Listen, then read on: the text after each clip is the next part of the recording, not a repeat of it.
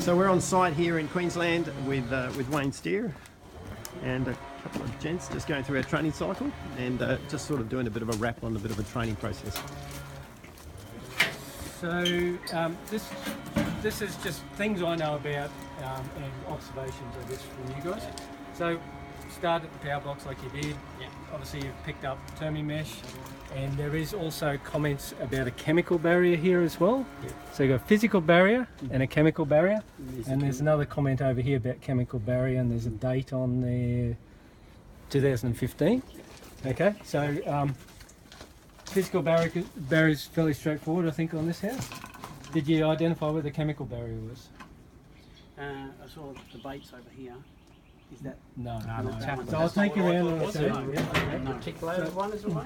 It's reticulated. In under the kitchen sink, there's also a clearer message or clearer labelling about the barrier.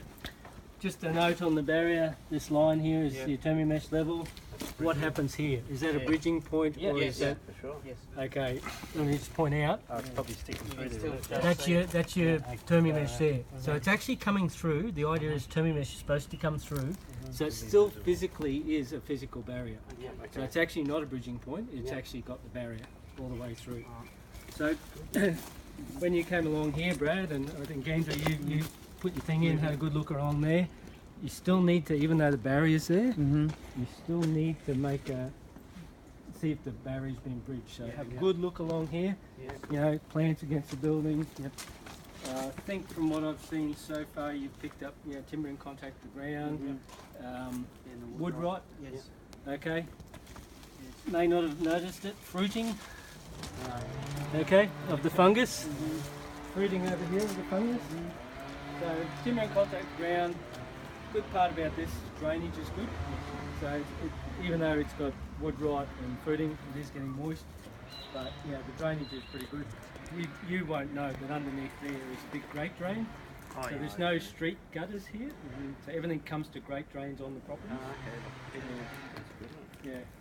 So there again, making sure the barrier is clear all the way through here. This is where it gets a bit tricky. Because you can't see the barrier. You can see the bottom of the weed poles, but you can't see the barrier. Now, that is a risk. That is a monitor situation. You're going to have to keep a close eye on that. Coming around here, very common thing to see block walls against building walls. Typically they put them straight up and put a joint down there, so it's an immediate bridging point. Okay, because you've gone over the barrier, concealed entry. In this case, they've left a gap there so you can physically see in there. More and more building contractors are starting to do that, to leave that physical gap. So it's important to just pick up on things like that. I mentioned the other day about tags. So there's signs of the Termi mesh at the edge of the. So basically, because the concrete comes right up to the building here, the indication, termites you actually have to trap across the concrete. But you can physically see that the Termi mesh is there.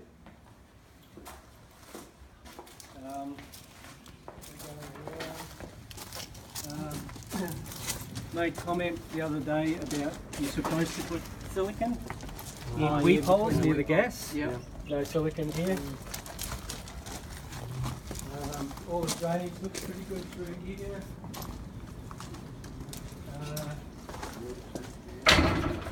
Water tank. So you would have seen on the ground signs of a water tank. Okay, the water tank's been removed. You don't really have to say anything, but sometimes if there's signs on the taps that says tank water, this place have all been removed. But it's just. Did you have a look in the shed? I did. You did? Okay. All good there. Obviously, moisture point with your hot water system. Discharging next to the building.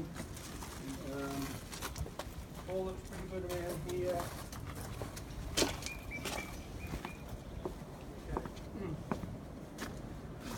This is your reticulation system. So there's a charging point there. Now, you probably couldn't read it very well on the one out the front, but under the kitchen, it tells you what chemical's being used. So it's bifenthrin, which is repellent or non-repellent? It's a non. It's one they pick up and they take away and kill. No, it's a repellent. So bifenthrin is to protect, it's a preventative, Yep. it's to protect termites coming into the property. So it's important to understand the So you- system. So you've got And- two repellents with two and that. Well, effectively, yeah. Okay. But if you've got a repellent, it tells you you're preventing termites coming in. If you've got a non-repellent, which is fipronil or termidor, Yep. it's more expensive chemical. It sometimes can be a bit of a guide that there may have been termites in the property, and the easy way to treat it is to put the chemical, they go out through it, they don't even know they've got it, they go back to the nest and kill the nest. It's not always the case, but you know, to me, if I see fipronil or termidor, I just think straight away, okay, just be aware it's been done for a reason. Because why would you pay twice the price and, you know, unless there was a reason. So in this case, they've put a chemical reticulation system in because it's ridged all the way around here. Okay, So there's a top-up point there as well. Yep. So what they've done here, the reticulation runs around the outside. Yep. So it runs around here, comes into here. This is a telltale point. So they pump it up there and make sure they get chemical coming out here. So that tells them the chemical is coming through. It ends over that side, so then they check over that side, make sure it's going all the way through the system, make sure chemical's going through. The worst thing you do is pump it up. Just reminds me, there is a system called slab set that you'll see quite regularly, where they put a reticulation system under the slab, and you'll see it quite regularly. Now the problem with that system is that you can never know, because it's under slab, you don't know where the chemical's going. So I've seen termite damage in quite a lot of properties with slab set because you never know where the chemicals go. It might be all going there, not going down there. So just be aware. You know, if you see that. So in this case, you know, they've checked the chemical all the way around. Comes around here. So, you know, when you're doing the inspection, you don't really know exactly what's going on, but you know, you should try and identify where the reticulation system is. Comment about decks. This is all plastic decks, so well, bamboo and plastic. But you know, there's a comment about keeping the deck 25mm clear, so you can inspect. There's an inspection zone. Yeah. In this case, there isn't, but there is one up the end there. But you do have a deck with timber underneath. You'll see, you can sort of see timber. So timber's going to be in contact with the ground underneath there. So you know, that's just a preventative thing. Probably nothing much up along here, other than the only other comment I'd make is termite barrier. The fence is above the termite barrier, so we have a bridge there. Yep. So all the good ones do it that way. So we'll duck back inside. Going too fast, Paul?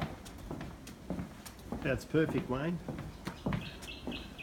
Other things while we're here, I noticed Brad, you came around here, I wasn't sure Andrew whether you did, but with pools, you know, there's a comment in the pest, you always take a photo of the pool, you just make sure, monitor from a leaks perspective, make sure there's no leaks in the pool, it's moisture source, but that's hard to do, but I always check the filter and the pump, make sure there's no moisture around.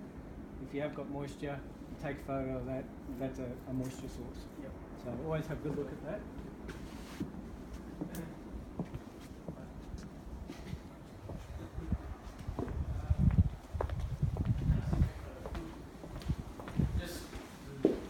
Internal inspection, I noticed, Brad, you weren't using your